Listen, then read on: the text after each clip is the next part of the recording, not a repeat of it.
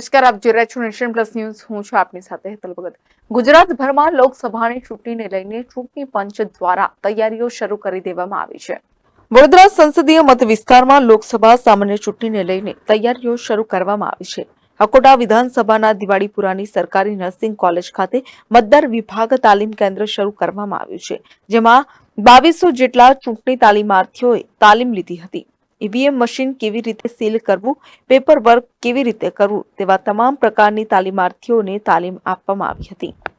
20 સંસદીય મત વિસ્તાર 143 અકોટા વિધાનસભામાં જે સ્ટાફ ફરજ બજાવવાનો છે તે સ્ટાફની ચૂંટણીની આજે તાલીમ અહીં અપાઈ રહી છે. આ તાલીમની પ્રોસેસમાં presiding officer, assistant presiding officer અને પોલિંગ ઓફિસર ફરજ બજાવતા હોય છે. તે બૂથ ખાતે તેમની જે કામગીરી કરવાની હોય છે તે કામગીરીના ફોર્મ્સ કઈ રીતે કરવાના હોય છે, ઇલેક્શન પ્રોસેસ કઈ રીતની હોય છે, તેમાં તેમને સંપૂર્ણ માહિતગાર કરવા માટે આજની તાલીમનું આયોજન કરવામાં આવેલું છે. તાલીમમાં મુખ્યત્વે તાલીમના આગળના દિવસે અને ઇલેક્શનના આગળના દિવસે અને ઇલેક્શનના દિવસે જે તબક્કાવાર ફોર્મ્સ ભરવાના હોય છે, મોક પોલ કરવાનો હોય છે, ત્યારબાદ એકચ્યુઅલ પોલ માટે જે તૈયાર થવાનું હોય છે અને સીલિંગ પ્રોસેસ કઈ રીતે કરવાની હોય છે તેની તાલીમ આપવામાં આવે છે.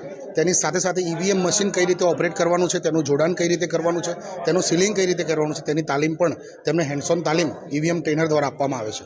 કેમેરામેન નવનીત પરમારની સાથે Satyam Nivaskar, nation plus news, Vadodara. સમાચારોના સતત અપડેટ માટે નેશન પ્લસ ન્યૂઝના યુટ્યુબ ચેનલને સબસ્ક્રાઇબ કરો, બેલ આઇકન દબાવો અને ફોલો કરો ઇન્સ્ટાગ્રામ, ફેસબુક અને ટ્વિટર પર.